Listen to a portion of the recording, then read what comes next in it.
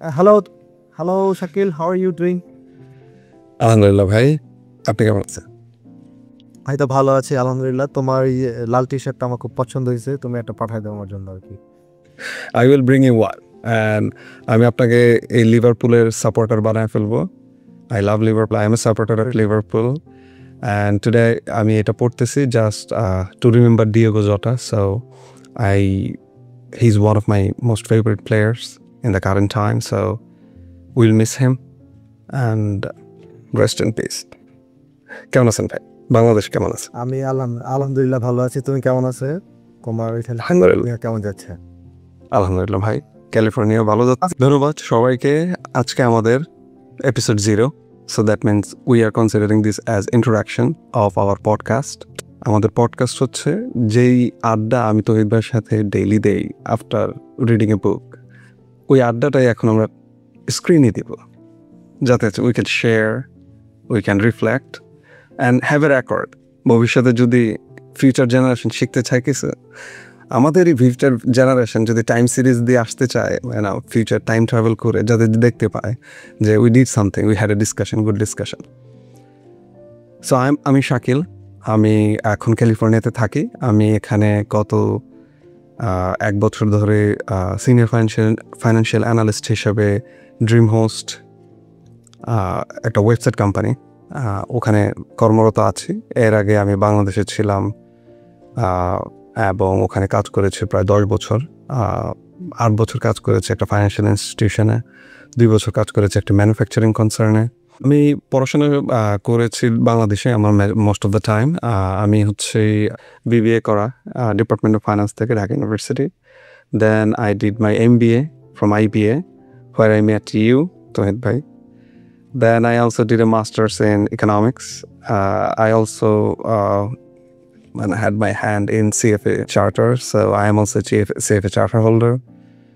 I came to United States in Fulbright scholarship to study economics again. So in terms of economics, in terms of finance, I had enough theoretical experience and practical experience. So yeah, that's me, Shakil. What about you, Tohid bhai? আমার study বা পড়াশোনা ইউনিভার্সিটিতে I studied microbiology undergrad. Dhaka ইউনিভার্সিটিতে আমি পড়াশোনা করেছি। ওইখানে একটা রেগুলার প্রোগ্রাম থাকে মাইক্রোবায়োলজিতে, পরবর্তীতে মাস্টার্স করেছি। এরপরে আমি ঢাকা ইউনিভার্সিটি IBA-তে, যেখানে তোমার সাথে আমার দেখা হয়েছে, আমি MBA করেছি। তার আমার একটু লম্বা সময় ধরে করতে হয়েছে। আমি এখানে মেজর করেছি ফাইন্যান্সে। এরপরে আমি সিভিল সার্ভিসে জয়েন করি, বা MBA করতে করতেই সিভিল সার্ভিসে আমি BCS অ্যাডমিনিস্ট্রেশন ক্যাডারে কাজ করি। এখন আমি মোটামুটি সিনিয়র অ্যাসিস্ট্যান্ট সেক্রেটারি এই লেভেলে কাজ করি। আর পরবর্তীতে আমি যখন সিভিল সার্ভিসে কাজ করছিলাম 2018 সালে আমি ইউনাইটেড স্টেটস অফ আমেরিকাতে যাই। ওখানে আমি টেক্সাস A&M ইউনিভার্সিটিতে the Bush school of government and public সার্ভিসে আমি এনার্জি অ্যান্ড টেকনোলজি পলিসিতে মেজর করে একটা মাস্টার্স পড়াশোনা করি। এরপরে আমাদের যে সিভিল সার্ভিসের রেগুলার কাজ পোস্টিং এসে উপজেলা নির্বাহী অফিসার, অতিরিক্ত জেলা প্রশাসক কিংবা সিনিয়র অ্যাসিস্ট্যান্ট সেক্রেটারি লেভেলের যে পদগুলো রয়েছে, এই পদগুলোতে আমার কাজ করার সুযোগ হয়েছে। আর আমি স্টুডেন্ট লাইফ থেকেই লেখালেখির সাথে সংযুক্ত। আমি সাংবাদিকতা করতাম, বেশ সিনসিয়ারলি করতাম, 2-3-4 বছর করেছি। এর পরবর্তীতে আমি তখন থেকে লেখালেখির সাথে সংযুক্ত। আমার কিছু ফিকশন বুক রয়েছে। এর বাইরে আমি ইন্ডিপেন্ডেন্টলি বিভিন্ন ব্লগ বা আমার ফেসবুকে নন ফিকশন টাইপের কিছু লেখালেখি দেখি। আমি যেহেতু মাঠ পর্যায়ে কাজ করেছি এবং পড়াশোনাও করেছি, এই ফাইন্যান্সটাতে শুরু করেছি এবং আমার প্রশিক্ষণ বা আমার চাকরির নেচারটাও তো মাঠে ঘাটে কাজ করতে হয়েছে। তখন আসলে বিভিন্নভাবে মানুষের অর্থনীতি, মানুষের জীবনকে দেখার শুরু হয়েছিল। সেখান থেকে আমার একটা স্ট্রিট প্র্যাকটিস রয়েছে ইকোনমিক্স নিয়ে। আমি ওইটা অবজার্ভ করতাম এবং থিওরিগুলো মিলে দেখার চেষ্টা করতাম। তো এটাই হচ্ছে আমার ক্যারিয়ার ওয়াইজ পরিচয়। এখন আমি ঢাকায় একটা অফিসে কাজ করি, সরকারি একটা অফিসে। এটা হচ্ছে আমার আপাতত পরিচয়। শাকিল, ধন্যবাদ ভাই। আমাদের পরিচয়টা প্রথমেই দেওয়ার ওয়ান অফ দ্য রিজনস আমি যেটা মনে করি সেটা হচ্ছে যে just to understand the differences between the working condition we have right now and also the similarities that we have had in last 5 to 10 years. আমি এখন আছি আমেরিকাতে ওয়েস্ট, আপনি আছেন ইস্টে। আমি এখানে আছি the most free market, they think this a free market. আপনি আছেন একটা মোটামুটি গভর্নমেন্ট কন্ট্রোলড এনভায়রনমেন্টে, আমি আছি প্রাইভেট সেক্টরে, আপনি আছেন পাবলিক সেক্টরে, আমি আছি data analytics, information technology, all sorts of things. আপনি আছেন bureaucracy, all sorts of things to stop me or people like me. So this is something that inspired us, actually, especially me. আমাকে যেটা inspire করছে, this background of you and me and the current situation and our interest to read books. আমি আর আপনি যথেষ্ট পরিমাণে বই পড়ি, specifically আমি তো নন ফিকশন পড়ি, আমি জানি না আপনি নন ফিকশন পড়েন কিনা, but I specifically all of my friends who know me, they would know that I love non fiction. এই যে বই পড়ার পরে আমি কোন পার্সপেক্টিভ থেকে দেখতেছি, যেখানে আমার কনটেক্সট, আমার ফিল্টার হচ্ছে ইউএসএ, ক্যালিফোর্নিয়া, আর আপনি একটা কিছু পড়তেছেন আর আপনার ফিল্টার হচ্ছে বাংলাদেশ গভর্নমেন্ট। এই যে দুইটা filter totally different, but we are reading the same book, so perspective would be different, understanding would be different. I just want to share all this. I just want to involve everyone else into our discussion, into our journey. So আপনার কাছে কি মনে হয় ভাই, আপনি মানে কেন আপনার কাছে হোয়াই আমরা পডকাস্টটা করতেছি? পডকাস্টটা করছি এটা সহজ যদি ব্যাখ্যা বলি, একদম সরল স্বীকারোক্তি, to be honest to audience, আমরা নতুন কিছুই করছি না, আমরা সবসময় যেটা করি সেটাই করব, বা through online or recording, video recording. আমরা তো এটা মানে দীর্ঘ সময় ধরে আমরা যখন কোনো কিছু এক্সপিরিয়েন্স করি, স্টাডি করি, আমরা কিন্তু একে অপরকে শেয়ার করি, জানানোর চেষ্টা করি যে আসলে বিষয়টা কি হয়েছে, কেন হয়েছে, এবং এইটার কি অন্য ব্যাকগ্রাউন্ড থাকতে পারে এবং আউটপুট কি থাকতে পারে। এটা আমরা সবসময় করি, এইটাই আমরা নতুন করে করব। এবং আমার জন্য ভালো হলো যে এটা আমি এখন তোমার সাথে আরও নিয়মিতভাবে করার বা বসার তোমার সাথে সুযোগ হবে, এবং আমরা স্ট্রাকচারাল একটা ডিসকাশন করার সাথে যে প্ল্যাটফর্মটার তুমি নাম দিয়েছো, between lines and lands, right? Between lines and lands, এটা একটা চমৎকার একটা, এবং নামটা আমার পছন্দ হয়েছে। তো তোমার কাছে আমি ব্যাখ্যাটা জানতে চাইবো যে এটা দিয়ে আসলে তুমি কি সিগনিফাই করার চেষ্টা করেছো, এবং এইটার সাথে মানুষ যদি কানেক্টেড হতে চায় তাহলে কোন মিডিয়াতে কিভাবে কানেক্টেড হবে, তুমি আমাদেরকে 1 মিনিট 2 মিনিট একটু বল। ধন্যবাদ ভাই। বিটুইন লাইনস অ্যান্ড ল্যান্ডস একটু বলতে একটু কষ্ট হয়, কিন্তু এত মানে পারফেক্ট একটা নাম আমাদের এই কনটেক্সটের জন্য আমি পাইনি এর চেয়ে বেশি। সো আমি একটু জাস্ট বলি, বিটুইন লাইনস, এটা দিয়ে আমি যেটা বুঝাই অটোমেটিক্যালি, যেটা বুঝাই যে বইয়ের লাইন, আমরা যখন বই পড়ি, we want to get the meaning, we want to get the understanding out of that book, out of that great literature that is done by the great authors. ওটা হচ্ছে between lines. We will share our perspective, what we have understood after reading those lines. And lands means যে ইন্ট্রোডাকশনটা আমি আর আপনি প্রথমে দিলাম, আমি যে ল্যান্ডে আছি আর আপনি যে ল্যান্ডে আছেন, that's too different lands, and we are reading the same book. So is it applicable in both lands, and is it not applicable in any land? So this type of contrast এবং এই টাইপের যে আলোচনা, এই টাইপের যে explanation, এইগুলোর capture করার জন্য I didn't find any better name. So between lines and lands, structure হিসেবে আমরা এই শোয়ের মধ্যে যেটা করতেছি আমি আর তৌহিদ ভাই, সেটা হচ্ছে যে আমাদের অন অ্যান অ্যাভারেজ যেটা দেখতে পেরেছি, আমরা 15 দিন একটা বই পড়তে পারি। আর নর্মালি আমরা 2 ঘন্টা সময় নেই এই একটা বইকে ডিসকাশন করার জন্য। সো এই কারণে এক্স্যাক্টলি সেম স্ট্রাকচার, আমরা প্রতি 15 দিনে একটা বই পড়ব, অথবা একটা কনসেপ্ট বলবো বিভিন্ন বই থেকে, then we will have 2 episodes, 1 hour or 45 minutes each on that topic or on that book. So that would be perfect, যে আমাদের জন্য নতুন কোনো কাজ হবে না, জাস্ট আমরা বইটা পড়বো এবং আমরা যে ডিসকাশনটা করতাম সেটা করব, কারণ আমরা দুজনেই ব্যস্ত। ভাই সিনিয়র সহকারী সচিব, আমি এখানে ডেটা অ্যানালিসিস নিয়ে কাজ করতেছি। So we cannot take on more work on top of our current work, so we will just be ourselves. প্রতিদিনই কিছু না কিছু থাকবে, একটু ফান থাকবে, একটু নার্ডিনেস থাকবে, একটু ইকোনমিক্স থাকবে, একটু ফাইন্যান্স থাকবে, একটু জোক থাকবে, একটু তৈরি বাইকে নিয়ে শয়তানি থাকবে। সো অনেক কিছুই থাকবে। So just will take it as we go. We just want to have this time, যে আমরা প্রতি শনিবার রাতের 8টা বাংলাদেশের সময় আমরা ইউটিউবে থাকবো, এবং এই 45 মিনিট থেকে 1 ঘন্টা সময় আমাদের যারা পরিচিত থাকবে তারা আমাদেরকে দেখবে, এনাফ।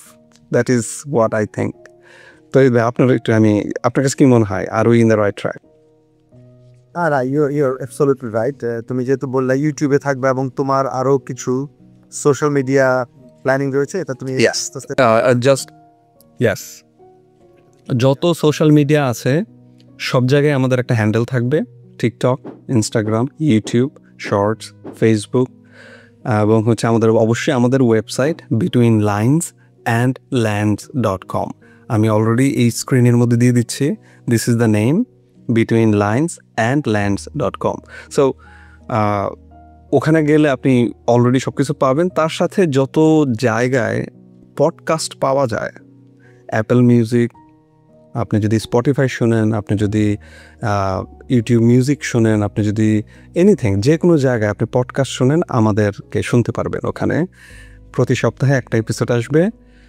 আর যে এপিসোডে যে কনসেপ্ট, যেই বই অথবা যেই টপিকটা আমরা ডিসকাস করব, I will try to keep my website as updated as possible all the time, যেখানে হচ্ছে আপনার এই কনসেপ্টগুলো নিয়ে আরও জানতে পারবেন, আরও সুন্দর এক্সপ্লানেশন থাকবে, সুন্দর প্রেজেন্টেশন আকারে, সামারি আকারে, বইয়ের সামারিটা থাকবে। সো আপনারা যাবেন, ওয়েবসাইট ভিজিট করবেন, দেখবেন, ওখানে আপডেট থাকবে এবং সব জায়গায় আমাদের অ্যাভেলেবিলিটি থাকবে। So yes, that's our target. Let's see what we can do.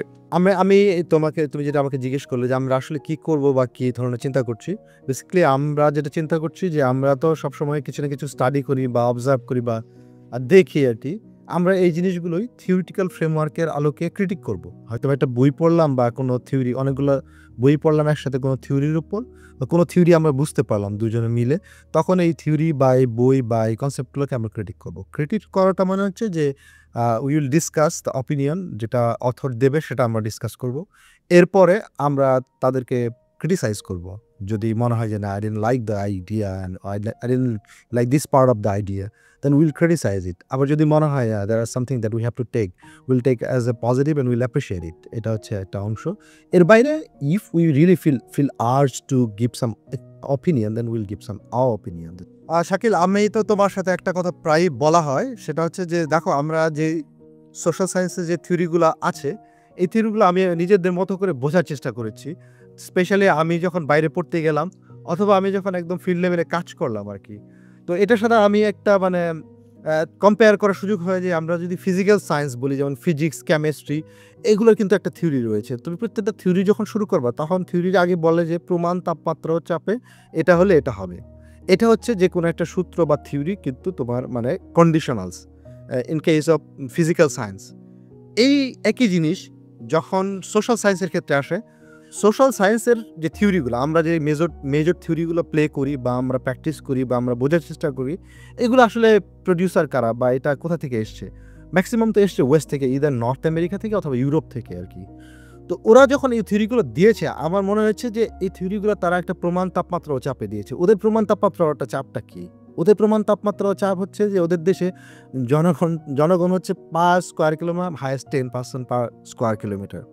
তারপর হচ্ছে তোমার ওইখানে তোমার টেম্পারেচার হবে তোমার around below 10 or something like that. তারপরে তোমার রিসোর্স হবে অ্যাবান্ডেন্ট।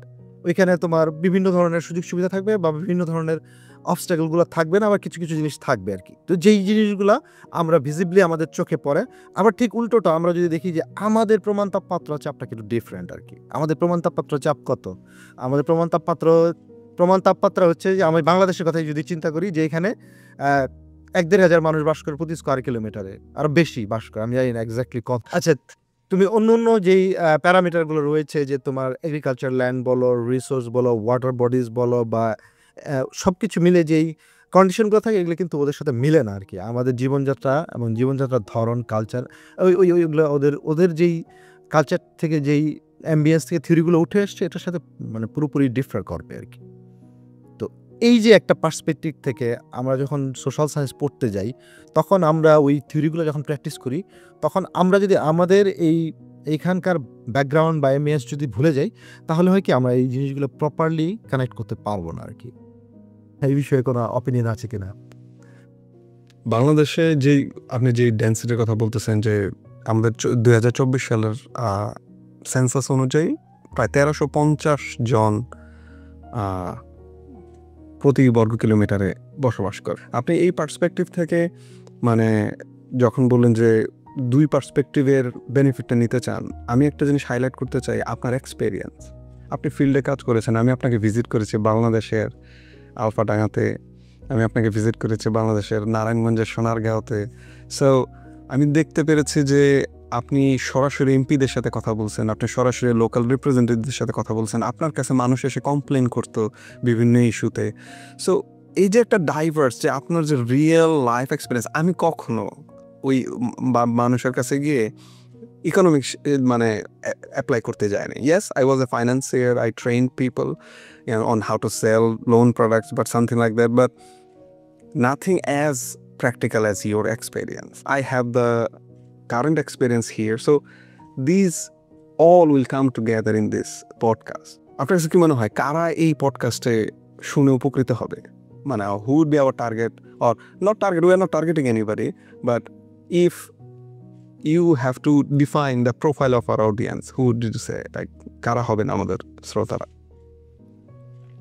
প্রথমত আমরা দুইজন, ঠিক আছে, আমরা দুইজন পলিটিক্সে একটা পডকাস্ট রয়েছে এবং তোমার বিভিন্ন বিষয়ভিত্তিক কিন্তু খেলাধুলা বলো বা কালচার বলো সব কিছু নিয়ে পডকাস্ট, এবং অনেক কিন্তু মানে ভালো অডিয়েন্স রয়েছে, মোটিভেশন, ক্যারিয়ার, প্রত্যেকটা বিষয় নিয়ে ভালো ভালো তোমার স্পিকার রয়েছে, তারা রেগুলার পডকাস্ট করে, রেগুলার স্পিকার নিয়ে আসে এবং বেশ ভালো এন্টারটেইনিং ওই জিনিসগুলো আর কি। তো আমাদের টার্গেট হচ্ছে যে will make it like most boring thing in the world. আমরা একটা বোরিং, টেডিয়াস, নার্ডি কিছু জিনিস নিয়ে, এই কনসেপ্ট বা থিওরি যেগুলো অত এন্টারটেইনিং না, যেটার মানে দর্শক হওয়ার কোনো সুযোগ খুব কম, এবং তারা যদি কেউ কষ্ট করে শুনতে চায় তাদেরকে মানে হয়তো বা তারা কষ্ট করে যদি মনে হয় কোনোভাবে আমাদের রিচ করতে পারে, একবার দুবার যদি শোনে এবং তারপরেও অনেক ফিল্টার পার করে যদি বোর্ড না হয়ে একটু একটু করে আমাদের সাথে থাকে, হয়তো বা কিছু কিছু জিনিস শিখতে পারে। যেমন ধরো আমি যখন মাইক্রোবায়োলজি পড়েছি, আমার কিন্তু মানে জানতাম না যে আসলে জিডিপি কি, জিএনপি এগুলো কীভাবে কাজ করে এবং এটা কাজ করলে কি না করলে কি, কারণ আমার তো আসলে জানার প্রয়োজন ছিল না, একদমই ছিল না আর কি ওই সময়ে। তো আমি জানি যে এই সেম কেসটা তো সবার ক্ষেত্রেই।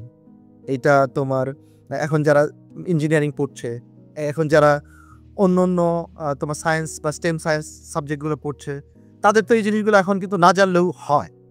কিন্তু আমাদের ক্ষেত্রে যারা একটু সরকারি কাজ করে বা ইকোনমিক্স বা তোমার মতো বিজনেস পড়ে বা সোশ্যাল সায়েন্স পড়ে, তারা হয়তো বা স্টুডেন্ট লাইফে এই জিনিসগুলো পড়ার সুযোগ পায়। আমি বলবো এই গ্রুপের পিপলরা যারা এই জিনিসগুলো পলিসি নিয়ে এবং ইকোনমিক্স নিয়ে, লাইফস নিয়ে একটু চিন্তা ভাবনা করার সুযোগ রেখেছে তাদের ভবিষ্যতের জন্য, তারা যে কেউ আমাদের মানে আস্তে আস্তে আমাদের সাথে কানেক্টেড হতে পারে। আর সবচেয়ে বড় ব্যাপার হচ্ছে যে আমরা যেই ডেলিভারিগুলো দিব, এইটার সাথে যদি কারো কনসেপ্টগুলো অ্যাড করার কোনো সুযোগ থাকে, তাদের নিজেদের কোনো আইডিয়া থাকে, তারা ইজিলি আমাদের এই যে এতগুলো সোশ্যাল মিডিয়ার কানেকশন রয়েছেন এর মাধ্যমে আমাদের সাথে কানেক্টেড হতে পারেন। কানেক্টেড হয়ে কিন্তু আমাদেরকে একটা না একটা ডেলিভারি দিতে পারে আর কি। তো আমরাও তাদেরকে, আমার যেহেতু ভালো একটা নেটওয়ার্ক আছে, তোমারও আছে, তুমিও পারলে আমাদের যারা ফ্রেন্ড সার্কেল রয়েছে বা নতুন যারা ফ্রেন্ড সার্কেল হয়, এই ধরনের অনুষ্ঠানগুলো করলে যেটা হয় মানে তোমার সবসময়, যেমন আমি যখন ফেসবুকে লিখতাম বা অন্য অন্য মিডিয়াতে লিখতাম, তখন আমি না কিছু মানে ভালো বন্ধু পেয়েছি যারা আমার হয়তো একই জিনিস চিন্তা করে, হয়তো বিশ্বাস আলাদা কিন্তু চিন্তাটা তো আছে যে এই জিনিসটা নিয়ে তারাও চিন্তা করছে। ওই গ্রুপ অফ পিপলগুলোর সাথে আমার একটা লম্বা সময়ের জন্য ইন্টারকানেকশন হয়েছে। আমি এটা প্রিভিলেজ হিসেবে নিতে চাই এবং আমি জানি যে আমরা যদি এই কথাগুলো বলি, যখন আমাদের পিওর কনসেপ্টগুলো নিয়ে আসবো, তখন এরকম কিছু লোকজন পাবো, তাদের সাথেও আমরা এই বিষয়গুলো নিয়ে কথা বলবো। সুতরাং আমাদের অডিয়েন্স হচ্ছে 25 কোটি বাংলা ভাষাভাষী, যারা মানে এই ফিল্টারগুলো পার হয়ে আস্তে আস্তে আমাদের মতো এই বোরিং এবং মানে একদমই টেডিয়াস, মনোটোনাস জিনিসগুলো নিয়ে ইন্টারেস্ট ফিল করবে। তারা যদি কোনোভাবে আমাদের সাথে কানেক্টেড উইল বি মানে আইল বি হাইলি প্লিজড যে আমাদের 3-4 জন অডিয়েন্স। Thank you, ভাই, থ্যাংক ইউ। দুনিয়া অ্যাকচুয়ালি চলে ওই 2-3 জন দিয়ে। Just to add, let's move on to our podcast. আমাদের এটা তো হচ্ছে ভাই এপিসোড 0, কোনো স্ট্রাকচার নাই বা কোনো কিছু নাই। আমরা নেক্সট এপিসোডে তো যেটা বললাম প্রথমেই যে উই উইল রিড এ বুক। কি বই পড়বো ভাই? একটা ইন্ট্রোডাকশন কি দিবেন এই বইয়ের উপরে? আর আমরা শুরুতে যদি ইন্ট্রোডাকশন দিতে চাই, ইন্ট্রোডাকশন এইভাবেই দেই। এটা আমি ছবিটা কি তুমি দেখতে পাচ্ছ? উল্টা উল্টা ভাই, উল্টায় ধর। ওকে। 23 things they don't tell you about capitalism. And the writer, as you can see, Ha-Joon Chang. তো বলে দিলাম। তো এই রাইটারটা হচ্ছে বেসিক্যালি উনি সাউথ কোরিয়ান, আর উনি ওয়েস্টেও পড়াশোনা করেছেন এবং উনি অনেকদিন কাজ করছেন, সারা দুনিয়া জুড়েই কাজ করেছেন আর কি। তো তার কনসেপ্টগুলো হচ্ছে যে সে এর আগে অনেকগুলো বই লিখেছে। উনি নিজে ক্যাপিটালিজমে বিলিভ করেন, বাট ক্যাপিটালিজমের যে গ্যাপগুলো রয়েছে, থিওরিটিক্যাল গ্যাপ এবং প্র্যাকটিক্যাল গ্যাপ যেটা রয়েছে, লাস্ট 200 বছর ধরে যে ক্যাপিটালিজমের প্র্যাকটিস এখন তো অনেক পিকে রয়েছে আর কি। স্পেশালি আফটার 1980s যে ক্যাপিটালিজমের যে একদমই স্বর্ণযুগ চলছে, এই জিনিসগুলোর মধ্যে যে গ্যাপগুলো রয়েছে, এই গ্যাপগুলো আসলে কেন হয়েছে এবং কিভাবে এই প্রবলেমগুলো তৈরি হয়েছে এবং এটার সমাধানটা কি, উনি এই সব বিষয় নিয়ে থিওরিটিক্যাল কিছু আলোচনা করেছেন এবং ওনার লাইফ এক্সাম্পল বা উনি রিসার্চ এক্সাম্পলগুলো ব্যবহার করেছেন। আমরা এই বিষয়গুলো নিয়ে আলোচনা করব আর কি। তো তোমারও তো পছন্দের জিনিস ইকোনমিক্স, তো আমার হচ্ছে কি যে এমনিতেই সময় কাটাতে খালি গল্প করার পাশাপাশি তোমার কাছে যদি কিছু শুনতে পারি বা আজকের দিনের জন্য একটা লার্নিং থাকে, তাহলে আমার জন্য ভালো লাগবে। তুমি আমাকে যদি বলো যে আমরা যদি একটা ইকোনমিক্সের একটা থিওরিটিক্যাল অ্যাসপেক্ট ক্যাপিটালিজম নিয়ে কথা বলবো, তো ক্যাপিটালিজম আমি তো হঠাৎ করে আসে নাই, এর আগে তো কিছু না কিছু ছিল, অন্য অন্য স্কুল অফ থটগুলো ছিল। এইটা নিয়ে আমাকে একটা ব্রিফ একটা ডেসক্রিপশন দাও। Thank you so much. So this is actually our clever way, not so clever way of saying that there will be an economic explainer section in every podcast. Like we will take 3 to 5 minutes to explain certain concepts which are relevant to our discussion or certain things যেটা হচ্ছে এখন contemporary মার্কেটে চলতেছে। So ভাইয়া আজকে যেটা আমাদের মানে আমাকে বললে একটু ডিসক্রাইব করতে, আজকে আমরা যেটা এই ইকোনমিক এক্সপ্লেইনার সেকশনে যেই টপিকটা রেখেছি সেটা হচ্ছে schools of economic thought. Because আমাদের কাছে মনে হয়েছে যে আমাদের যে নেক্সট কিছু এপিসোড আসতেছে সেগুলোর জন্য কত টাইপের মেজর ইকোনমিক থটস আছে সেগুলো আমাদেরকে জানতে হবে। সো থ্যাংক ইউ ভাই। So let me start. Previously মানে মেইনলি যে আমরা যে ইকোনমিক্স নিয়ে আজকে কথা বলতেছি, এটার আগেও এই ইকোনমিক্স শুরু হয় 1776 সালে অ্যাডাম স্মিথের ওয়েলথ অফ নেশনসের মাধ্যমে। বাট এর আগেও কিছু ইকোনমিক্স ছিল যেটা হচ্ছে বিভিন্ন সময় চেঞ্জ হয়েছে, রাজার মাধ্যমে, মনার্কদের মাধ্যমে। সো ওই সময়ের সিচুয়েশন অনুযায়ী আস্তে আস্তে মেইনলি যখন এটা ফাউন্ডেশন পায় সেটা হচ্ছে 1776 সালে, যেটা হচ্ছে অ্যাডাম স্মিথের লেখা দ্য ওয়েলথ অফ নেশনস। তখনকার সময় শিল্প বিপ্লব ছিল, কলকারখানা ছিল, শহর বাড়তেছিল। একটা প্রবলেম ছিল যে there was no rights for the labour. So তখন ওই ক্লাসিক্যাল ইকোনমিস্টরা বললো যে ভাই এগুলো সব মার্কেটের কাছে ছেড়ে দাও, দ্য সাপ্লাই অ্যান্ড ডিমান্ড মার্কেটে সব কিছু ঠিক করবে। সো তখন সেই কনসেপ্টটা নিয়ে আসলে ইনভিজিবল হ্যান্ড, যে মার্কেট শুড ডু এভরিথিং।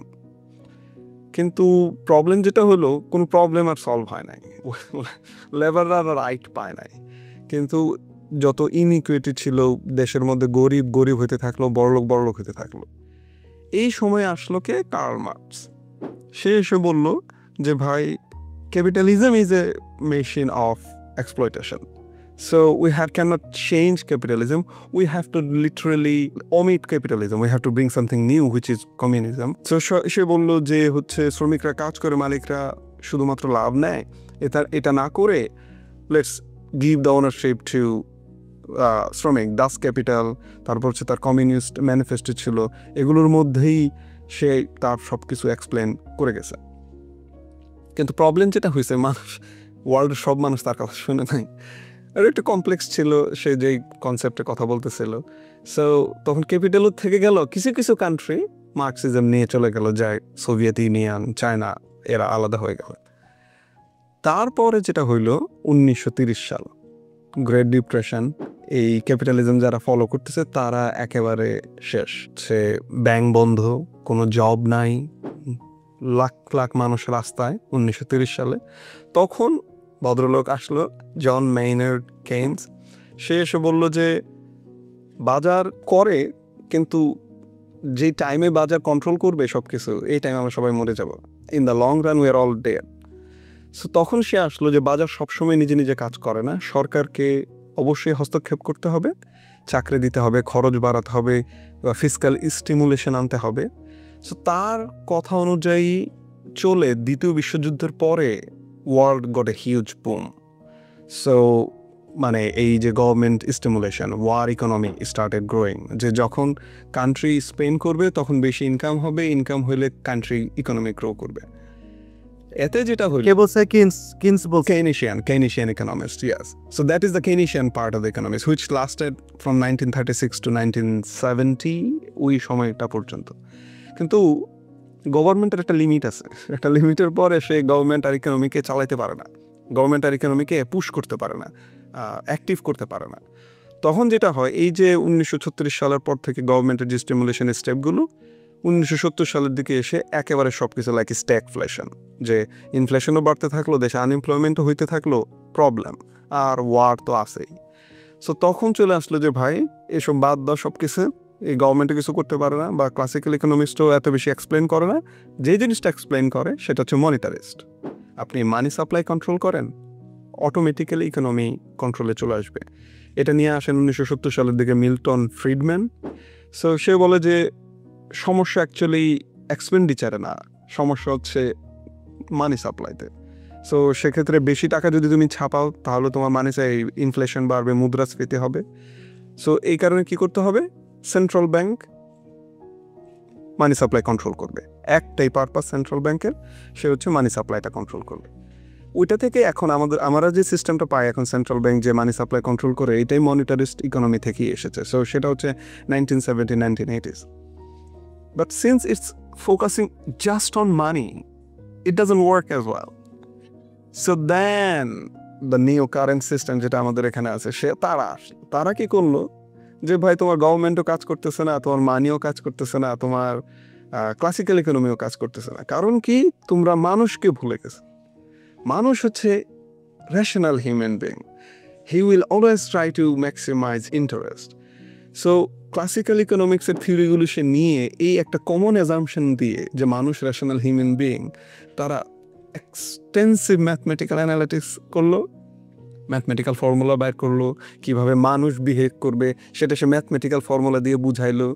এটা দিয়ে পুরা ফাইন্যান্সিয়াল সিস্টেমটা হইলো। কিন্তু কি হইলো এতে, আবার সেই লেবাররাই ধরা খাইলো, সরি মাইন্ড মাই ল্যাঙ্গুয়েজ, লেবাররা আবার পেয়ে তাদের অধিকার আবার খর্ব হইলো, বড়লোক হইতে থাকলো। এখন আমেরিকাতে যে ইনকাম ইনইকুয়ালিটি, এটা হচ্ছে একেবারে পুরা দুনিয়ার, মানে আমেরিকার 1%-এর গ্রাফ টোটাল গ্রাফের মধ্যে আসে না। So it's that inequal.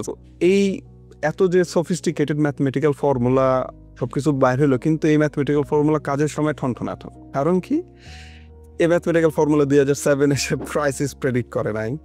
এই লিবারেল ইকোনমিক্স আপনার এশিয়ান যে ক্রাইসিস হলো সেটাকে প্রেডিক্ট করে নাই, .com বাবল প্রেডিক্ট করে নাই। মানে কোনো কিছু যে রিয়েল মানুষকে উপকার করবে সেটা কোনো কাজ করে নাই। যেটা কাজের কাজ করছে সেটা কি, বড় লোকদেরকে একটা টুলস দিয়ে দিছে যে তুমি যাও গভর্নমেন্টের কাছে, গভর্নমেন্টকে গিয়ে বলো যে এইটাই এভাবেই চলে ইকোনমি, গভর্নমেন্ট তোমার কথা শুনবে এবং তুমি তোমার ইন্টারেস্ট অনুযায়ী পলিসি নিবা এবং তুমি তোমার মানে সেক্টরকে ডেভেলপ করবা। এতে কি হলো, বিলিয়নিয়ার্স অ্যান্ড বিলিয়নিয়ার্স তৈরি হলো, গরিব তৈরি হলো। সো কাজ হয় না। সো যেটা আমি খুবই এক্সাইটেড হয়ে যাচ্ছি, বাট ওকে এখন ফেরত আসলো, সেটা হচ্ছে যে এই যে গল্প আমরা যে শুনলাম, যে মেজর আরও অনেক স্কুল অফ থট আছে, অস্ট্রেলিয়ান ইকোনমিক থটস, তহিদ ভাই জানে, তহিদ ভাই অনেক বেশি পড়াশোনা করেছে এটা নিয়ে। But one point that I would like to highlight here, যে ইকোনমিক্স কোনো সময় থিওরি ফলো করে নাই। যখনই কেউ ইকোনমিক্সকে একটা থিওরির মাধ্যমে এক্সপ্লেন করতে গেছে, পারে নাই। অনেক বিখ্যাত লোকজন আমরা দেখছি গত 200 বছরে, কেউই পারে নাই। সো তার মানে হচ্ছে প্রত্যেকটা ইভেন্ট নতুন নতুন ইকোনমিক পলিসি তৈরি করতেছে। সো আমি যেটা মনে করি, we are in a current situation যে নতুন একটা ইকোনমিক থিওরি দরকার। আর আমাদের ডিসকাশন যদি ওই নতুন ইকোনমিক থিওরিতে একটা বিন্দু পরিমাণে কন্ট্রিবিউট করে, I would consider my self successful as a student of economics and finance. Exactly, এটা খুবই ভালো লাগলো। এবং আমি তো তোমার সাথে কথা বলতে বলতে যেটা মনে হলো যে নতুন একটা ইকোনমিক থিওরি সবার জন্য না, নতুন একটা ইকোনমিক থিওরি প্রত্যেকটা জায়গার জন্য, প্রত্যেকটা তোমার কান্ট্রি বা প্রত্যেকটা লোকেশন বা প্রত্যেকেরই না একটা আলাদা আলাদা থিওরির দরকার। কারণ ইকোনমিক্সটাই আসলে খুবই different from each other depending on the variables. এই যে আমরা বললাম ভ্যারিয়েবলস, আমরা তো নর্মালি যখন ভ্যারিয়েবলের কথা বলি তখন এই যে সাপ্লাই ডিমান্ড বা অন্য যে ইস্যুসগুলো রয়েছে, রিসোর্স বা ল্যান্ড, অন্য বিষয়, এর বাইরেও কিন্তু তোমার মেগা স্কেলে কিছু ভ্যারিয়েবলস রয়েছে যেটা নিয়ে আমাদের কানেকশন থাকবে। আমরা যখন পডকাস্টটা করবো, আমরা কি শুধু ইকোনমিক্স নিয়ে কথা বলবো? না, আমাদের হরাইজনটা আমি আর একটু ওয়াইড দেখছি, যেহেতু ইকোনমিক্সের সাথে একটা স্ট্রংগেস্ট কানেকশন রয়েছে হিস্ট্রির। The economics itself is a history of human development, যে আস্তে আস্তে কীভাবে ডেভেলপ হলো এবং অর্থনীতিটা কীভাবে আস্তে আস্তে আমাদের এইদিকে আসলো। এরপরে রয়েছে তোমার সাইকোলজি, হিউম্যান বিহেভিয়ার, এইটার সাথে কিন্তু ইকোনমিক্সের একটা প্রপার রিলেশন রয়েছে। অ্যান্ড অলসো ফিলসফি, যে ওয়েস্টার্ন ফিলসফি বা আমাদের ইন্ডিয়ান ফিলসফি, ওইদিকে চাইনিজ বা কনফুসিয়ানিজম, তাওইজম, এর বাইরে তুমি যদি মিডল ইস্টের যে philosophy, religious base, Semitic religion based যে ফিলসফিগুলো রয়েছে, এই ফিলসফিগুলোর সাথেও কিন্তু বিভিন্ন সময়ে মানে যে ইকোনমিক প্র্যাকটিসগুলো হয়েছে এর একটা স্ট্রংগেস্ট রিলেশন রয়েছে। তো আমাদের দেখো শুধু ইকোনমিক্স পড়তে গেলে কিন্তু আমাদের অনেক কিছুই মানে একটু হলেও জানতে হচ্ছে। একটা হচ্ছে হিস্ট্রি, ফিলসফি, তারপরে তোমার হিউম্যান বিহেভিয়ার, এর বাইরে তো আরও অন্য যা আছে সবই, লিডারশিপ বলো, তোমার সিভিল ইঞ্জিনিয়ারিং বলো, আর mechanical engineering, everything is related to ultimately economics. But তুমি যে বক্তব্যটা দিলা যে আমরা আসলে এখনও মানে প্রপার কোনো ফর্মুলা ওইভাবে দাঁড় করাতে পারিনি, কারণ হচ্ছে ইকোনমিক যারা আমরা যাদের কথা বললাম, সে ইকোনমিক্স কারা? Economics A group of field people, যারা নিজেরা অলওয়েজ ফেল করেছে এবং সামনেও ফেল করবে। আমি তো কোনো মানে উৎসাহ দেখি না। বাট এখানকার সফলতা একটাই যে আমরা যদি এক্সপ্লোর করার চেষ্টা করি, what's gonna be the next suitable option for us and for US and for Bangladesh and for others South Asian countries or the North American countries, কোন দেশের জন্য কোন মোস্ট সুইটেবল অ্যাপ্রোচ কী হবে। এই যে এখন যে ঘটনাগুলো ঘটছে, ট্যারিফ বলো, ট্যারিফ ওয়ার যেটা হচ্ছে, এটা নিয়ে আমরা আলাপ করব। তারপরে তোমার এই ট্রেড রিলেশনগুলো নিয়েও কিন্তু ইকোনমিক্স এগুলো কিন্তু biggest part, and those things are very exciting. আমরা যদি ইনসাইট এক্সপ্লেনেশনে যাই, will find some very interesting factors. এই যে ভাই আমরা যে এই যে 5টা গ্রুপ অফ ইকোনমিস্ট পড়লাম, যে classical, Marxism, Keynesian, monetarist and new classical, আপনার কাছে কোনটা ভালো মনে হয়? মানে কোনটার সবচেয়ে বেশি পক্ষপাতী আপনি? এটা আসলে পক্ষপাতিত্ব না। আমরা আলোচনা যখন করব তখন আমরা আস্তে আস্তে প্রত্যেকটা আমি বলবো আমরা ক্রিটিক করব। আমরা তো আর কারো পক্ষ নিয়ে মানে কোনো রিওয়ার্ড পাওয়ার কিছু নয়। আমরা যেটা করব, প্রত্যেকটা কনসেপ্টগুলো আমরা আস্তে আস্তে আলোচনা করব, ক্রিটিক করব, অ্যাপ্রিসিয়েট করব, এবং ওটার থেকে আমাদের কী টেক ওয়ে আছে আমাদের জন্য বা বিশ্বের জন্য, বা যে কোনো থিওরি নিয়ে যারা প্র্যাকটিস করতে চায় তাদের জন্য কী নেওয়া আছে, এই জিনিসগুলো আমরা নেব। এবং আমাদের যে পরবর্তী আলোচনা হবে, তুমি জানো যে আমাদের চিন্তাভাবনা ছিল ওই যে ওয়াইড ভ্যারাইটিস অফ বুকস নিয়ে আমরা কিন্তু কথা বলার চিন্তাভাবনা আছে, ইচ্ছে আছে। তো এইটা আমরা করব। যখন করব তখন মানে হয়তো বা যারা অডিয়েন্স রয়েছে তারা বুঝতে পারবেন আমরা আসলে কি চাই এবং কি বলতে চাই, এবং আমাদের পরবর্তী মানে আমাদের বায়াসনেসটা কোন জায়গায়।